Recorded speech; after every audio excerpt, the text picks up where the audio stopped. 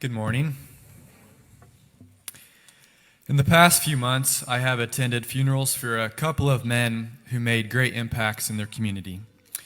During the ceremonies where testimonies were shared about these men, I had the thought that it is right and good for there to be time set aside to remember such lives. A funeral is to be the capstone of someone's life, where the person is remembered, appreciated, and cherished. A life lived righteously should have a funeral recognizing that.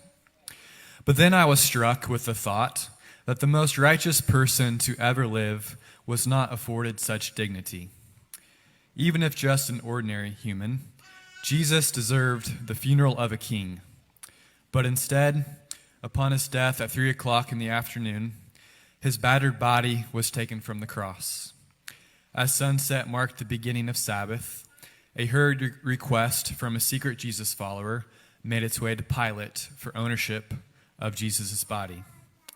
Joseph of Arimathea and Nicodemus then prepared Jesus' body with spices, wrapped him in a soon-to-be blood-stained cloth, and laid him in the tomb. And as religious men, despite the bewilderment of the day, we can be sure they uttered prayers, slowly walked out, and rolled the stone in front of the lonely tomb.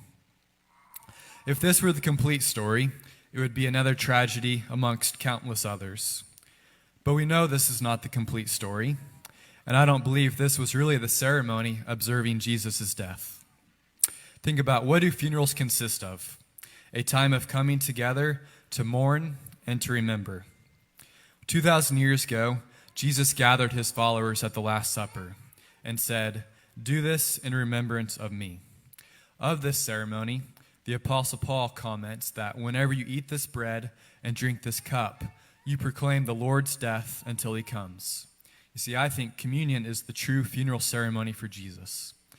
It is a time where we gather together with his family, his friends, we observe his broken body, his spilt blood, and we mourn our sin while remembering his life. And this is where the beauty of the ceremony comes in. Jesus' death led to his resurrection and the defeat of death. By this act, Jesus transforms funerals into celebrations, including his own.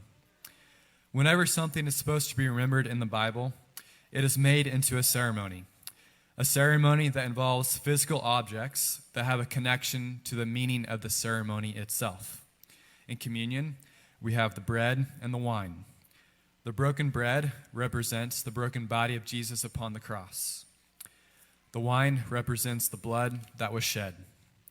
But biblically, both elements also represent life. In the Lord's Prayer, we are to pray for our daily bread, as it is the life source that we need. And Jesus also calls himself the bread of life, while Leviticus says that the life of every creature is in its blood. So when we take the physical elements of bread and wine, we not only remember the death that it represents, but we also remember what it points to, the life that it points to. So yes, this is another Sunday morning at Christian Fellowship Church, but there's more going on here than meets the eye. We are invited to a ceremony to remember the death and the life of a king who has cleansed us of sin, reconciled us to God, and defeated death.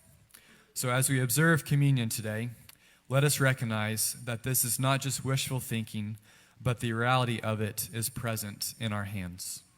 Amen.